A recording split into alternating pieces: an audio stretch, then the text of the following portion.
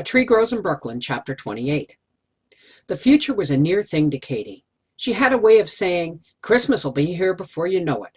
Or at the beginning of vacation, school will be starting up before you know it. In the spring, when Francie discarded her long drawers and joyously flung them away, Mama made her pick them up again, saying, You'll need them soon enough again. Winter will be here before you know it. What was Mama talking about? Spring had just started. The winter would never come again. A small child has little idea of the future. Next week is as far ahead as his future stretches, and the year between Christmas and Christmas again is an eternity. So time was with Francie up until her 11th year. Between her 11th and 12th birthday, things changed. The future came along quicker. The days seemed shorter, and the weeks seemed to have less days in them. Henny Gaddis died, and this had something to do with it. She'd always heard that Henny was going to die. She heard about it so much that she finally got to believe that he would die. But that would be a long, long time away.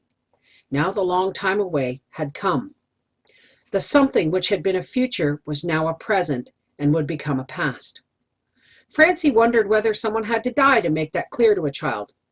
But no, Grandfather Romilly had died when she was 9, a week after she made her first communion, and as she remembered, Christmas still seemed far away at the time.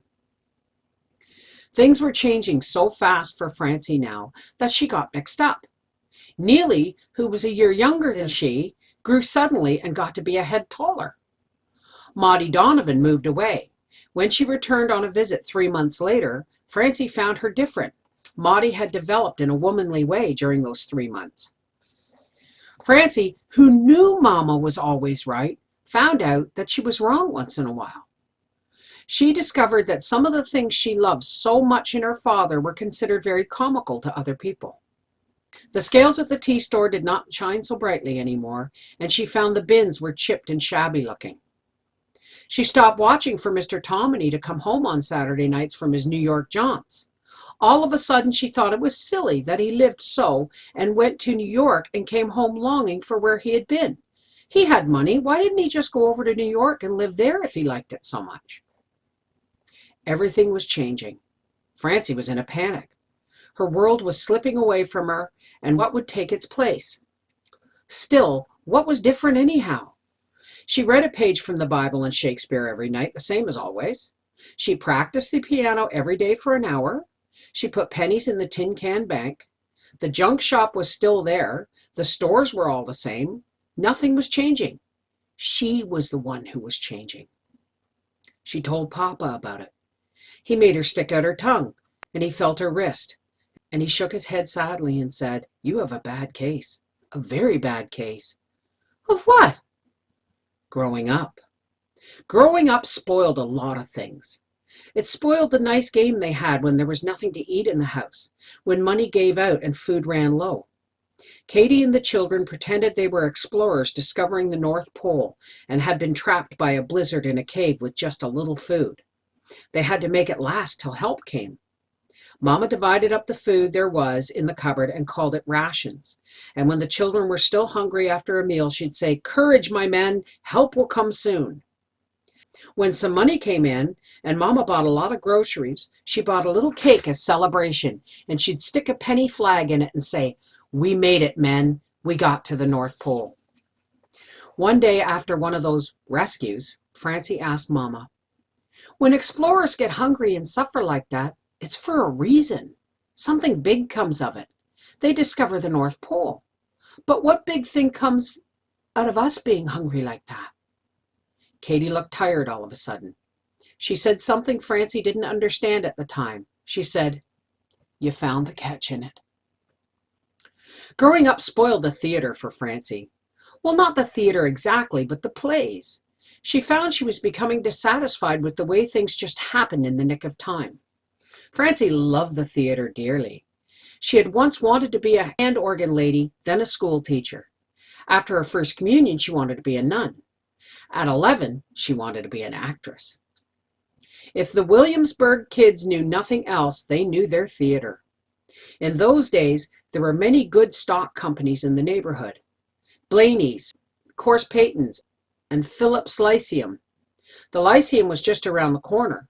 Local residents called it the Lice and then changed that to the Louse. Francie went there every Saturday afternoon, except when it was closed for the summer, when she could scrape up a dime. She sat in the gallery and often waited in line an hour before the show opened in order to get a seat in the first row. She was in love with Harold Clarence, the leading man. She waited at the stage door after the Saturday matinee and followed him to the shabby brownstone house where he lived untheatrically in a modest furnished room. Even on the street, he had the stiff-legged walk of the old-time actor, and his face was baby pink as though he still had juvenile 2 grease paint on it.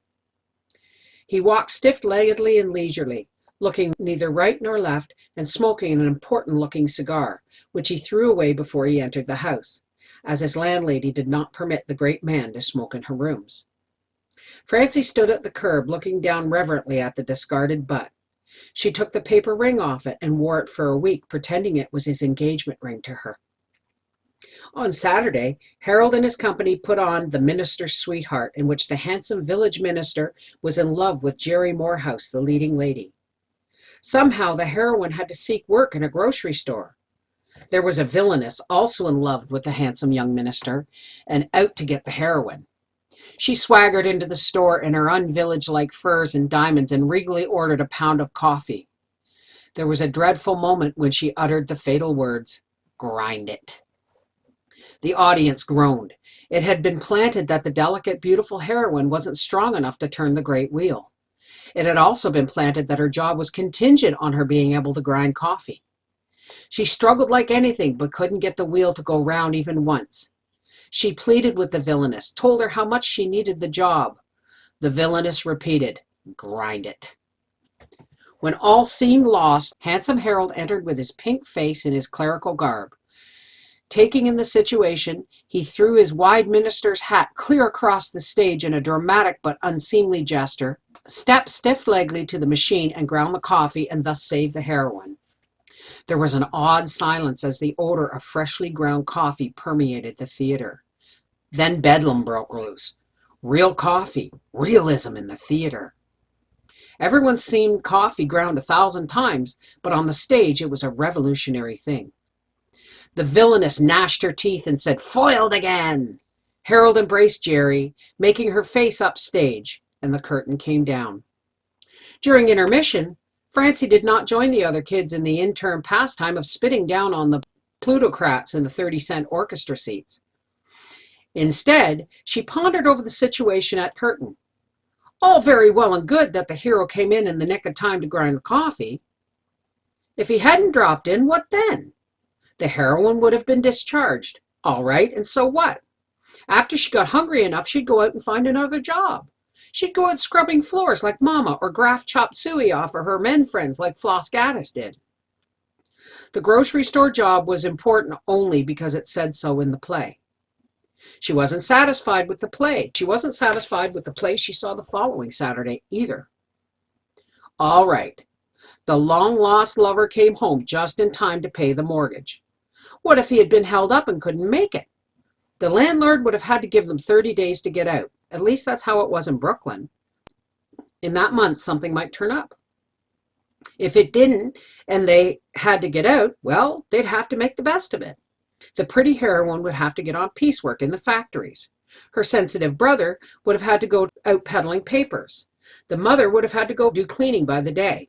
But they'd live. You betcha they'd live, thought Francie grimly. It takes a lot of doing to die. Francie couldn't understand why the heroine didn't marry the villain. It would solve the rent problem, and surely a man who loved her so much that he was willing to go through all kinds of fuss because she wouldn't have him wasn't a man to ignore. At least, he was around while the hero was off on a wild goose chase. She wrote her own third act of the play, What Would Happen If? She wrote it out in conversation and found it a remarkably easy way of writing. In a story, you had to explain why people were the way they were. But when you wrote in conversation, you didn't have to do that because the things the people said explained what they were. Francie had no trouble selling herself on dialogue. Once more, she changed her mind about what profession she'd follow. She decided she wouldn't be an actress after all. She'd be a writer of plays.